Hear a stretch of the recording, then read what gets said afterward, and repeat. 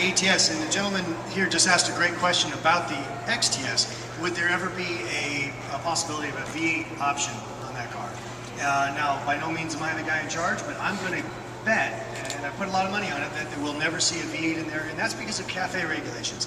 I think that's a good point for you guys to keep in mind as well, is how not only with electrification, as we saw with e-assist, but how the car business is really fundamentally going to change over the next few years.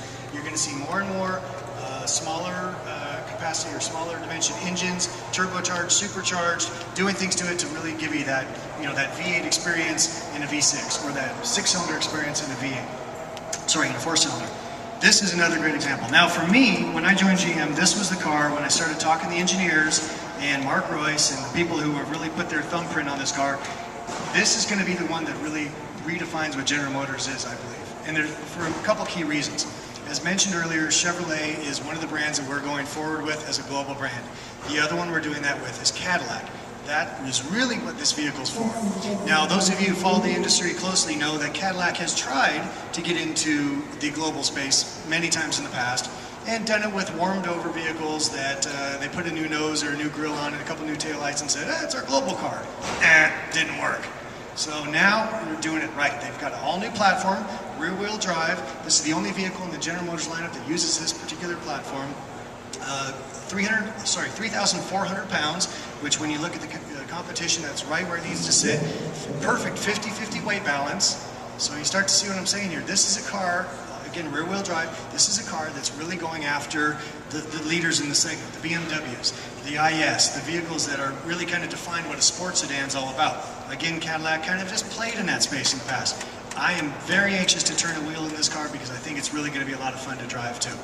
The ATS will be out this fall, I believe.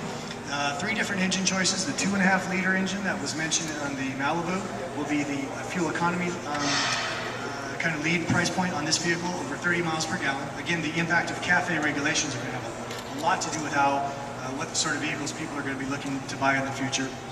Then there'll also be the 3.6-liter V6 that we mentioned from the XTS, over 300 horsepower in this vehicle. But then the one everybody's really excited to drive is the 2-liter turbo. And that just tells you how much this business has changed right there. Here we are with a Cadillac sports sedan, and the 2-liter turbo is the hot enthusiast model. It puts out 270 horsepower, and for those of you that are gearheads like me, know that once upon a time, and not that long ago, if an engine put out over 100 horsepower per liter, it was considered pretty special. And now we've got 135 horsepower per liter in this car here, and also delivering great fuel economy. And it has the Q system that I mentioned that's going to be debuted in the XTS, going to be in this vehicle.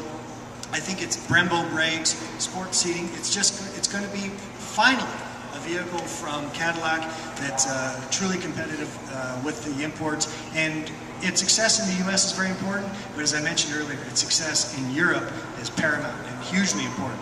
And that's what this vehicle's really been designed to do, and do in a very positive way. I think I've run out of time. Sorry for the rush like that, but any questions on the 2 Cadillac vehicles? What marketing thing is this? Sort of demographic. Demographic-wise,